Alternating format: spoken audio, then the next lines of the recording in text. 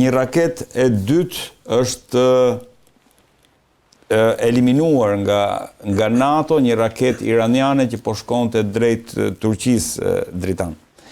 Pra, kemi një ripërsëritje të asaj që u duk sikur ishte thjesht një gabim apo një përpjekje për të futur Turqinë, siç e analizuam herën e fundit. Ndërkohë ka patur reagime shumë serioze nga ana e turqëve. Erdogan ka bërë deklaratat e tij për sa i përket kësaj. Sot Turqia ka çuar edhe raketat, ka vendosur bateri raketash Patriot në kufi. Çfarë po ndodh? Këto janë pamje të raketës së djeshme. Ajo raketa që po shihni është raketa interceptuese, nuk është raketa iraniane. Pra, do të kemi gjë parasysh. Pra jemi në të njëjtën teatr që ishte para një jave. Njëta gjë, sërish kemi një deklaratë sërish të NATO-s që sistemi i NATO-s Aegis, pra i NATO-s. Këta i quajnë të NATO-s, por në realitet është sistemi amerikan Aegis, cili ndodhet në destroyerët amerikan që ndodhen kryesisht në detin e Gje.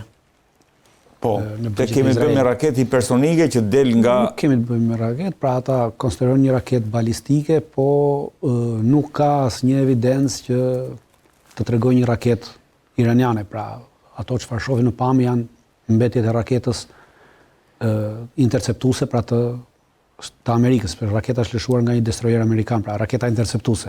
Po, paga shumë si herën tjetër. Jemi njësoj si në herën e parë, nuk ka një objektiv të qartë, pra ajo çfarë mundohet është thjesht një teatr politik për të krijuar idenë se Irani po sulmon Turqinë, pasi kjo intereson Shtetet Bashkuara të Amerikës, po intereson më shumë të Izraelit në këtë aspekt.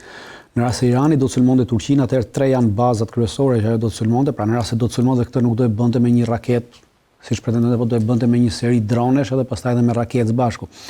Një nga baza është baza e Incirlikut, e cila është në fund të Turqisë, pra në afërsi të liçenit Van.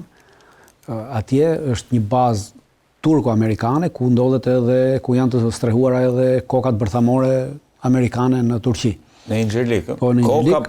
Ka koka bërthamore? Po. Amerikane? Po. Po, në Turqi, që i ka të vendosura në Turqi. Kurse baza tjetër është një bazë radari, TPY-2B, i njëjti radar, pra po me një distancë më të shkurtër, i njëjti radar si ai që asgjësoi Irani në Katar, në Bahrein, por ky radari nuk e ka distancën 5000 km, po e ka distancën 1000 km, dhe ky radari ndodhet në afërsi të Konjas, ndërsa baza tjetër do të jetë krau ajrori 425, i cili ndodhet në Izmir dhe ku janë të vendosur avion amerikan. Pra F-16 amerikan. Pra nëse do kishte në rast se do kishte mbi këto tre baza që janë prezencë amerikane që po marrin pjesë. Për bazat tjera në gjitha baza turke dhe Turqia nuk ka marrë, hapësira ajrore e Turqisë nuk është përdorur. Prandaj po them që jemi në të njëjtën lojë për interesat të tjera. Pra interesi amerikan aktualisht është që të angazhojë NATO në këtë aktivitet dhe me angazhimin e Turqisë të angazhojë Nenin 5. Në momentin e angazhimit Nenin 5, Trumpi nuk i merr më leje Kongresit, nuk i jep më asnjë rezultat, asnjë llogari Kongresit në kuadër të NATO-s e para. Po dhe e dyta, aktualisht i duhet që të dislokojë një sasi të forcave ushtarake. Divizionin e 82 parashutistë të Shtetit Bashkuar të Amerikës kanë planifikuar ta sjellin në rajon, por problemi është që nuk dinë ku ta vendosin. Aktualisht nuk e vendosin dot në Irak, sepse është territor i gjerë, territor shkretir, pra kurse mund ta vendosin në Turqi, por që ta vendosin në Turqi dhe ta përdorin për të hyrë në territorin iranian, pra për të marrë një pjesë të territorit iranian, për të krijuar një lloj ideje të asaj siç bën një gjysmë ofensive si ajo e Kurskut, për sepse kemi të njëjtët general, pra divizionin e 82 të drejtojnë të njëjtët general që drejtuan dhe ideuan ofensivën e Kurskut, e cila ishte një nga ofensivat më të dështuara që bën dhe tregoi nivelin e kapacitetin e këtyre generalëve amerikan, duke çuar në kasapan diku të rreth 50.000 forca ukrainase, pa asnjë rezultat as strategjik, as politik dhe asgjë tjetër. E njëjtën gjë duan të bëjnë edhe me divizionin e 82 parashutistë të Shtetit Bashkuar të Amerikës, të cilit ishte parashikuar që të bënte një stërvitje këtë javë, dhe stërvitja është anulluar dhe është dhënë urdhri që të bëhen gati për dislokim. Dhe normalisht duan ta dislokojnë në Turqi, prandaj duan patjetër angazhimin e Turqisë në mënyrë që Turqia të japi lejen e dislokimit të tyre forcave dhe përdorimit të territorit turk për të hyrë në territorin iranian, për të marrë atë që quhet pjesën e veriut të Iranit. kurse aleati tjetër i Shtetit Bashkuar të Amerikës, që është shteti nazifashist i Izraelit, ai ka një interes komplet tjetër në këtë rast. Dy armiqt kryesor të Izraelit në rajonin e lindjes mesme kanë mbetur Turqia dhe Irani. Dhe në rast se Turqia hyn në luftë me Iranin, atëherë Izraeli ka arritur që me një gurë të vrasë dy zogj. Pra Iranin dhe Turqinë, dy armiqtë e saj t'i fusin luftë me njëri tjetrin. Pra kjo është një fitore jo strategjike, po është një fitore biblike për ta. Nëse arrin t'i fusin në këtë, e para, e dyta, nëse arrin t'i fusin në këtë luftë, atëherë shkatërrohen të gjitha kapacitetet ushtarake të Turqisë dhe me shkatërimin e kapacitetit ushtarake të Turqisë, temi shkatërimin, jo se Irani do të shkatërrojë të kapacitet ushtarake, po të gjitha kapacitetet ushtarake që ka Turqia është detyruar të angazhojë pastaj në kufimin e Iranit, në luftë me Iranin dhe të largohet nga Siria. Në moment që largohet nga Siria, atëherë Siria bie gjitha nën kontrollin e Izraelit. Pra këtu dhe Izraeli nuk ka më pengesë në Siri për asgjë tjetër, sepse aktualisht pengesë të rënë nga Turqinë. Dhe e treta, çfarë ka interes Izraeli është t'i vinë në shërbim Turqisë, sepse në këtë moment kemi Izraeli dhe Turqia janë aleat aktualisht. Kanë edhe një aleancë Izrael, Turqi, Kipro. Të treja këto vende dhe Greqia, Izrael, Greqi, Kipro dhe Greqia ka një përplasje me Turqinë për çështjen e detit, pra të njëjtin problem që ka me neve, me çështjen e detit e ka edhe me Turqinë në detin e Egjeut. Dhe në rast se Turqisi bie fuqia, në rast se Turqia humbet, dhe në rast se Turqia shkon në një zhbërje të shtetit, sepse në rast se Turqia do hyjë në luftë me Iranin, do ta çonte drejt një zhbërje të shtetit, sepse Turqia ka edhe një komunitet të madh shiit që jeton në jug të Iranit, në jug të Turqisë. Pra në kufirin me Sirin, këtej në afërsitë të Latakjas, është komplet një territor që jetohet me. Pra, kjo do të shkaktonte probleme të mëdha të brendshme politike për Turqinë, mund ta çonte edhe drejt një ndarje, humbje territori, pasi kurdët do përfitonin në këtë rast, dhe kjo do të jepte mundësi Greqisë që të merrte territorin detar të kontestuar me Turqinë, cilën sot për sot nuk e merr dot, sepse Turqia është fuqi ushtarake dhe nuk ja lejon. Pra, në këtë moment Turqia ishte i vetmi që do dilte humbur. Unë mendoj që Erdoani nuk do ta hajë këtë pavarësisht deklaratave të cilat janë të detyrueshme në të tilla raste, për treguar që tjetër më tepër janë për konsumim të brendshëm sesa për konsumim të jashtëm, këto lloj deklarata që dalin, por nuk besoj që do ta hante këtë teke për të hyrë për të futur Turqinë në këtë luftë, e cila nuk është luftë e Turqisë dhe është thjesht për interesa të ekspansionit zionist në rajon. Gjithsesi, amerikanët kanë kërkuar evakuimin e konsullatës amerikane. Në Adana dhe kanë kërkuar edhe që qytetarët amerikanë të mos udhëtojnë në jug të Turqisë, pra sepse mund të ketë akte terroriste. Atëherë këto akte terroriste nga do të vinë? Pra do bëhen akte terroriste, në atë që quhet false flag operation dhe do thonë që i bëri Irani. Pra po përgatiten për të bërë këtë gjë që me doj mos ta fusin Turqinë në këtë konflikt. E qartë. Ndërkohë, Dritan, ka padur një zhvillim shumë të rëndësishëm për sa i përket goditjeve që ka bërë Izraeli. Është goditja e rafinerive në Iran, çka është përcjell me një deklaratë nga ana e Iranit që me këtë goditje lufta futet në një fazë të re. Sot kemi pasur përpjekje për të goditur portin e Haifës, ka patur domethënë dhe një rafineri nafte në Haifa, në mos gabohem, po rafineri nafte që t'jem korrekt, pra janë parë të paktën në televizionin shtetëror iranian ka dhënë dronët që janë nisur drejt Haifës. Si e vlerëson këtë zhvillim? Izraeli nuk ka goditur rafineri në Iran, po ka goditur në Teheran depot e naftës dhe të karburantit në Iran diku të depot. Po, 30 cisterna, pra, të mëdha të vendosura. Ka goditur dhe ka shkatëruar ato dhe jo rafineri nafte në Teheran.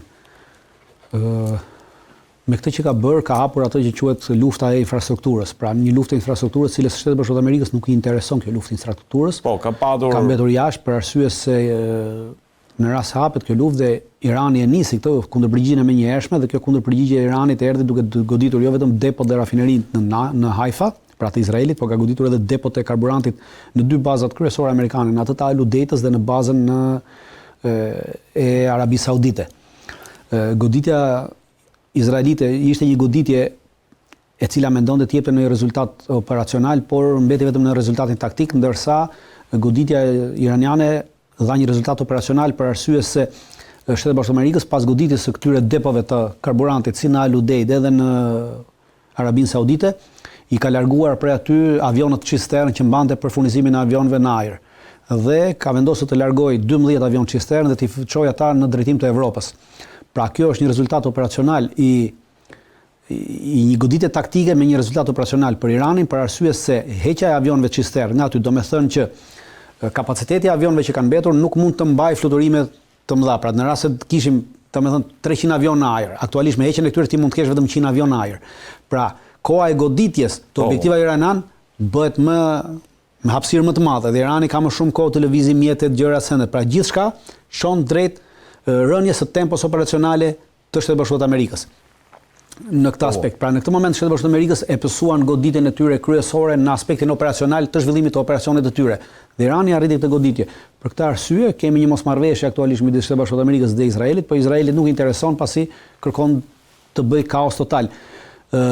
Në rast se Irani vazhdon këtë, pra Irani ka kapacitete më të mëdha për të shkaktuar dëme Shtetet Bashkuara të Amerikës, për arsye se Shtetet Bashkuara të Amerikës në aspektin infrastrukturor të naftës ka investime të mëdha në të gjitha vendet e gjirit, pra që nga puset e naftës, që nga gjitha janë investime të përbashkëta amerikane dhe vendet e gjirit. Mund shkojë në goditje në rast se Irani godet të gjitha këto rafineritë nxjerrjes së naftës, puset e naftës ku Shtetet Bashkuara të Amerikës, ku kompanitë amerikane janë bashkëpronare, pra bashkë të këtyre rafinerive të naftës në Arabinë Saudite, në Emiratet e Gjirit. Kjo është ajo faza e re dhe në rast se kjo vazhdon, atëherë në këtë moment Shtetet Bashkuara të Amerikës janë më të humburit se çdo kusht tjetër.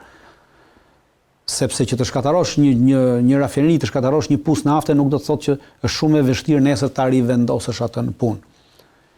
Janë miliarda dollar dëme. Nuk bëhet vetëm për çështjen e miliardave, bëhet çështjen e rivendosjes punë në rast se mbani mend kur në 2003 kur Iraku tërhoq, në 2090-ën, në 1990-ën kur Iraku tërhoq nga Kuvaiti, i vuri zjarrin të gjitha puseve të naftës në Kuvajt.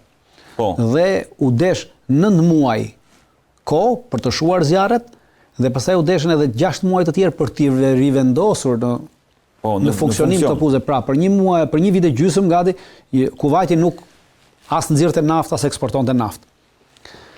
Pra jemi në këtë skenar. Pra jemi në këtë skenar i cili normalisht në një luftë totale siç ka hyrë Irani, i intereson Iranit. Pra, problemi këtu është që nuk është Irani ai që po hap disa dyer të cilat duhet të rinë të mbyllura. Është Izraeli ai që po hap disa dyer që duhet të rinë të mbyllura.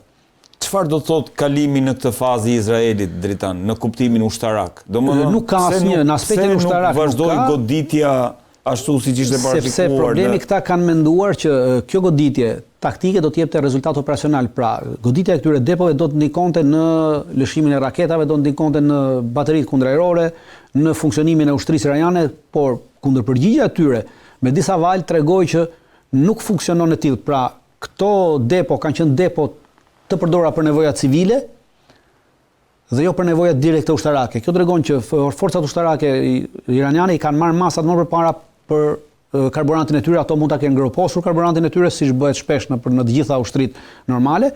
Pra kryesisht e kanë të groposur depot e karburantit dhe është e pamundur që ti të përcaktosh pikat se ku ndodhen këta.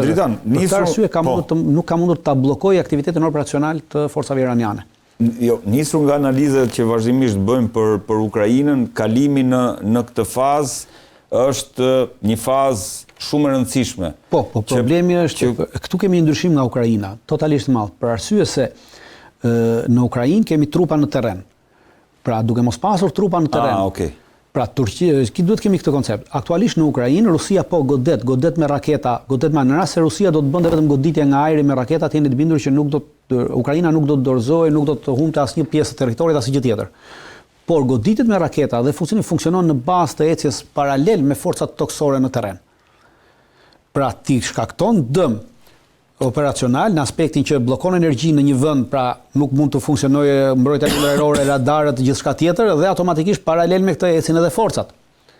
Kurse këtu duke mos pasur forca në terren, vetëm ky shkatarim bën efektin e kundër për arsye se popullsia bëhet njësh me qeverin, sepse nuk ka një opsion tjetër, pra ti s'po jep asnjë opsion tjetër, nuk ka forca në terren dhe shpresojnë se këto forca do vinë, do ta rregullojnë, pra do merren këto forca dhe nuk do bombardohet më vendi. Jo. Pra nuk ka është një rrugic qorcokak, është një rrugic pa dalje.